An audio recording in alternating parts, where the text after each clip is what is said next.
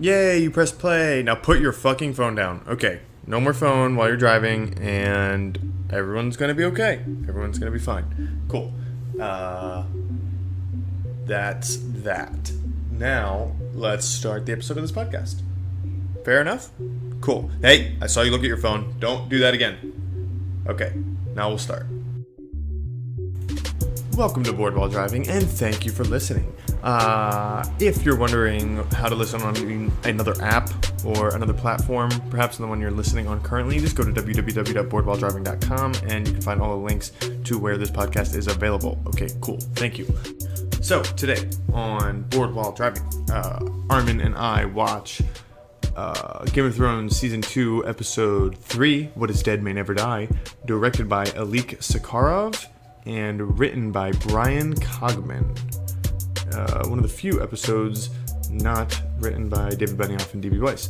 The episode description reads, At the Red Keep, Tyrion plots 3 alliances through the promise of marriage. Catelyn arrives in the Stormlands to forge an alliance of her own, but King Renly, his new wife Marjorie, and her brother Loras Tyrell have other plans in mind. Balon Greyjoy maps out his strategy of attack, while at Winterfell, Maester Luwin tries to decipher Bran's dreams. And with that, let's begin.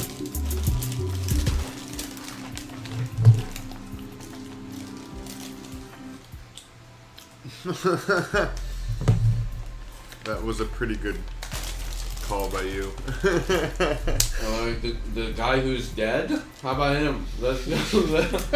guys, I have a plan. I have a good plan here. Except here's the thing: if you were in line with that, you would have said some shit like that, and they would have been like, "Oh, he's lying." You'd have been way too excited to be. That guy you just murdered, that was him. So everyone agree, right? Everyone agree?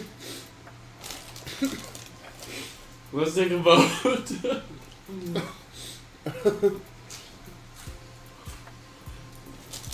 Yeah, let's take a vote.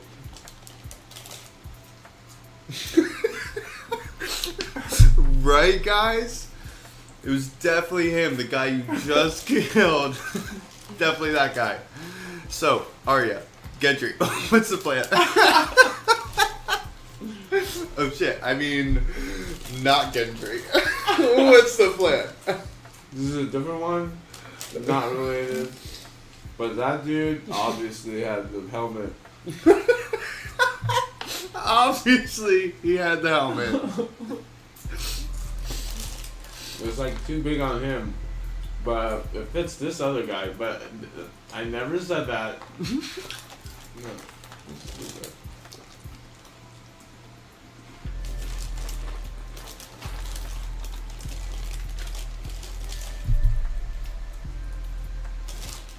What an episode. It was okay. It was good. What the fuck do you mean, it was okay? You verbally exclaim multiple parts of the episode, and then at the end you go, yeah, it was an alright episode. When Renly and Loras are fucking, you're like, oh. You're like, oh. Anytime. Oh my god, that was the best part. Anytime gay sex. Yeah, anytime there's no Khaleesi, it's a little upsetting. Another no Khaleesi episode, that's right. But what's happening in her life? Let's find out. This was like a really depressing episode. Yeah, this guy betrayed. You have to watch Sansa just get like molded by the queen. Cersei almost broke though. Did you see that? Who? Which one's that one? Cersei, the queen. Oh. When they're having dinner with... I never knew her name. With Sansa. And, like, this show missed a lot. Like, it didn't have Robert, it didn't have... Yeah, but it had Catelyn, meeting with Renly. That's true. And we get I feel like this is the first time I've seen, that hot girl. It's kind of weird hot, but his like new wife. You look like a cat type of way. His new wife Marjorie. The hot one. Mm-hmm. Oh, you like this dress? Yeah, no one else has. Yeah, she went tits out. Yeah, she went topless. So I made it like. What are you talking about? Great episode. We got to see a beautiful. But like right after gayness comes on. Oh, was the effects muted for you? It was just like, oh, gay. Then like, okay, here we go. This is where it's at. But the dude's gay, But so yeah, it's but- gonna be weird. So you couldn't get the full chub because, you know, you had to be on alert in case it just switched it back into gay mode. Yeah, exactly. Yeah. That's terrible. It was like really quick of a transition where it's like, oh, you want my brother to come in? Oh shit, that's okay, what I was like. okay, but also one of my favorite things happens in this episode that shows you truly what like this show is all about. Tyrion playing the Three Little Birds game with Oh yeah, that was good. Varys, Littlefinger, and Maester Pycelle, and It was obvious that that dude's a fucking dick. Yeah, but I mean, it's crazy the shit he admits essentially all the way back until, you know, he basically has been serving Tywin Lannister since Tywin overthrew or sieged King's Landing and overthrew the Gold Cloaks during Robert's Rebellion, Yeah. and you know basically helped overthrow the Mad King. So like, I feel in like terms of the moment like, someone becomes king, there's like another person that's like, nah, I'm gonna overthrow him, and then. So like King's Landing is the spot like to take, like everyone wants that one, like because it has the gold. no, Casterly Rock has the gold, but Oh. King's Landing is the capital and has the largest population. It's a huge port. You know, in terms of like sailing to and from Essos, King's Landing is a huge port. In order to get to Westeros, there's really only a few ports that you can sail to. White Harbor in the north, Dorne in the south. You have Dragonstone, but pretty much you have like rocky cliffs and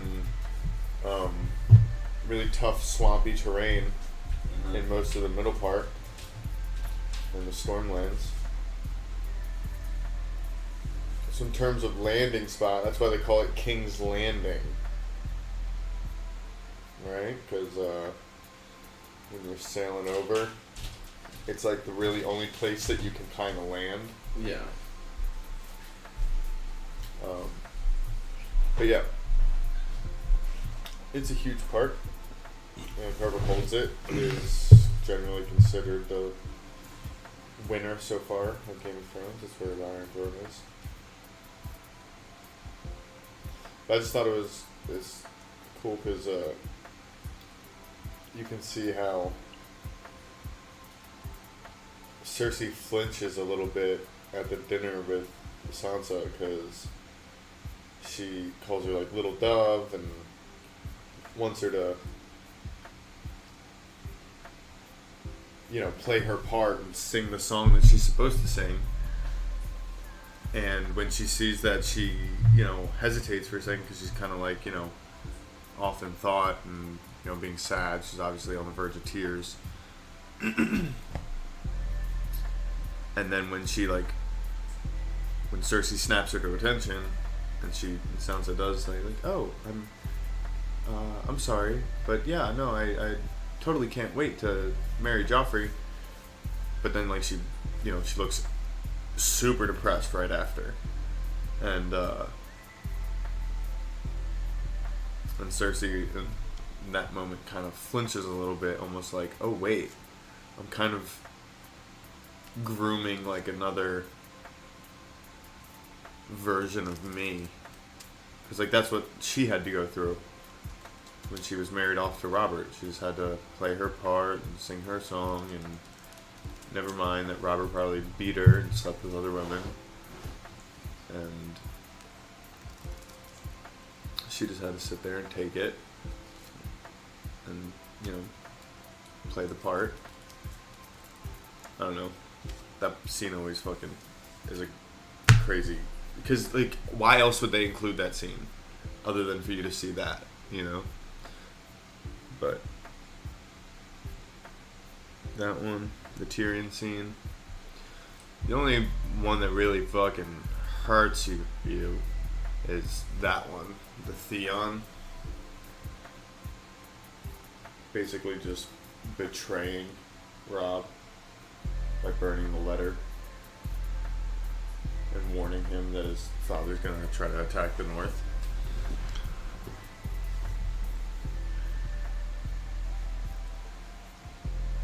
Right? Yeah, that guy's kind of like a dick. When I call shit out, that's like my favorite. Like the dead guy. That was the best part. I'm like, easy. I got an idea, guys. Don't let them know. Just follow my lead. Are those your favorite characters? What? Arya and Gendry on the run, hiding, pretending to be a... No, I like Arya. Arya's cool. But as far as favorite characters, for sure Khaleesi. Now the new bitch, the queen of summer's nights. Queen Marjorie? Not the one with the nice dress with the tits. Marjorie. I never. Okay, yeah, I don't. Names. Okay, but just say it and now you'll know that that's who it is. Queen Marjorie. Well, the one that's married to Renly, who can't get it up for women. Yes. So That's Renly's- Marjorie. Tyrell. That's Loris's sister. They don't fuck, but Who's Tyrell? Marjorie, you can tell in that... Huh? Who's Tyrell? Tyrell is the leading family of the Reach, which is the... Oh, that's their last name? Tyrell, yeah. Okay. The Tyrell family is the leading family in the Reach, which is the most profitable farming land in Westeros. Basically, the So Reach how many feeds kings are the there entire right realm. now? What's that? So how many kings, like right after Robert died, just everyone decided, well, fuck Joffrey, I'm just gonna be a king.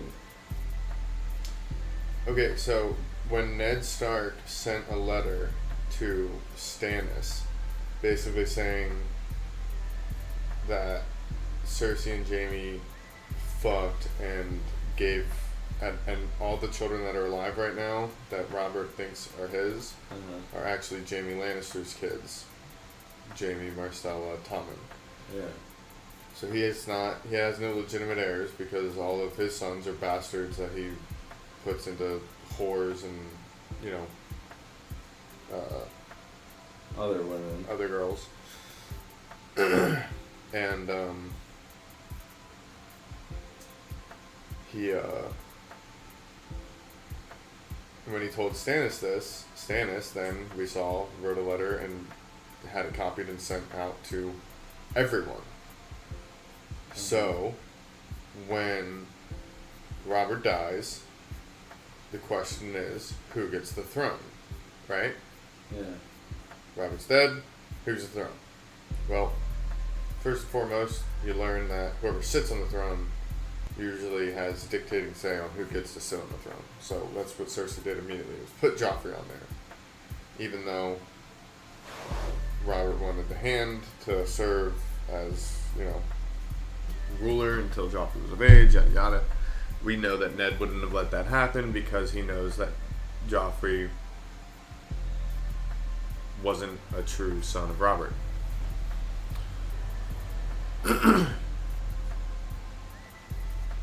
So they kill Ned. So now Joffrey's got a pretty good claim because he's killed the only person that would stand in his way from standing on the throne, and he's sitting on the throne. So he's got a pretty good claim. Except for the fact that at least one other person knows. Stannis does. And he tells everyone. And when everyone else goes, wait, who's on? So who should be on the throne? Because you got to remember, this is very fresh after Robert dying. If you think about how a raven flies, most places in the north are probably getting news that Robert's dead, followed by Ned's dead, followed by Joffrey's not a real Baratheon, with really little explanation in between. You know what I'm saying? So as far as the realm goes, it's really kind of like up in the air over who you want to root for. And when your liege lord, let's say you're in the north and you know follow Stark, if you're one of them, you're going, wait, Joffrey just chopped our dude's head off? Nah, he not king. Definitely not. Especially if our guy said he wasn't, and that's why he got his head chopped off. So boom, they go king of the north. Boom, now you got two kings.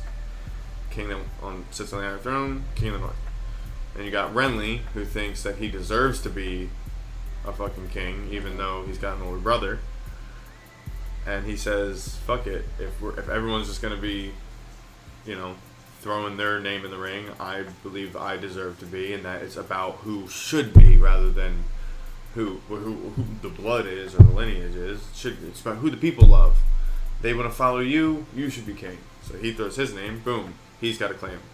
Stannis obviously believes he has the strongest claim because he believes after Robert, if Robert doesn't have any kids, goes to the next eldest. That's just the law. And we saw the scene with Stannis last episode about how very much like he's a very straightforward, honest person. Like he's like, my beloved brother Robert. He's like, I didn't love him. He didn't love me. Take it out. It was a lie. Beloved. And then, you know, Jaime, call him the Kingslayer. Call him what he is. And then later, but he's also a knight. Put Sir on the front of it. Like he's a very straightforward person, you know. So as far as he's concerned, he's the king. He's the rightful king because, you know, Robert didn't have any heirs. So boom, now you got King of the North, King on the Iron Throne, the two Baratheons fighting over which one gets to be the real successor if Joffrey's not. And then you have Balon Greyjoy in the Iron Islands who decides that since everyone else is squabbling, now is a good time to reclaim his throne or reclaim his stake as king of the Iron Islands and, you know, diplomatic immunity from the rest of Westeros, thus allowing them to do as they always have done, like he says in this episode, to rape and pillage along the coastlines for their, like, that's how they make a living. They don't sow. Yeah. They don't plow the field. They come to your house, take your shit, go home with it. That's their way of life. And so basically you have the war, what is called the War of the Five Kings,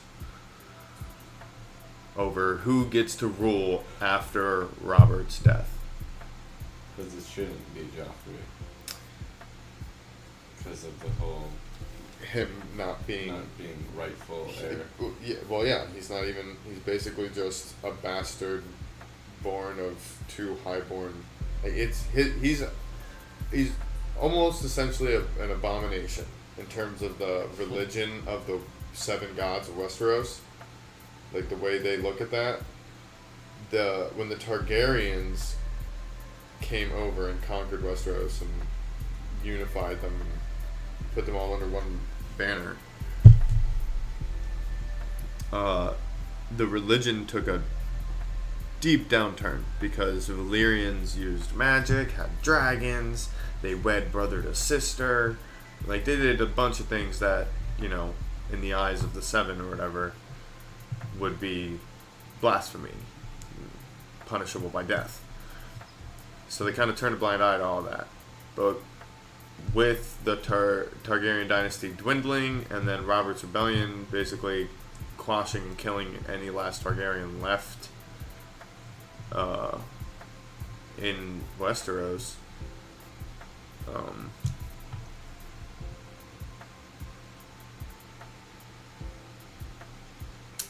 the religion aspect of like how people kind of went back to the, you know, the old ways was, you know, not sudden, but, you know, it's kind of like what's at least interpreted in the books as the atmosphere in the Seven Kingdoms is very much more of like a back to a traditional sense of how they practice their religion. Yeah. So while the Targaryens were allowed to do it, having two Lannisters be twins, and then one in the Kingsguard, one queen, fuck, and then have their kids be the, you know, in line for the throne, would be considered an abomination, for sure.